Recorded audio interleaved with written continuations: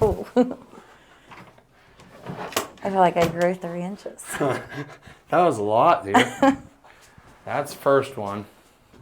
That's the big one. And when I show you that x-ray, it's going to make sense why that one. It's going to make sense why that feels like that when we pull up that x-ray.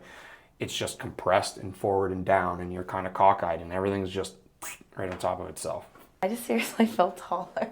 So what'll happen is, you know the reason you feel that? If your center of gravity changes because your postural positioning came up into here, you're essentially your center of gravity to your brain is altered. Right. So there's like a recalibration period. Like which I literally is pretty, felt like I'm just doing like you're taking off like I always call it Superman takeoff. Like because my arms even are like back more. Yeah.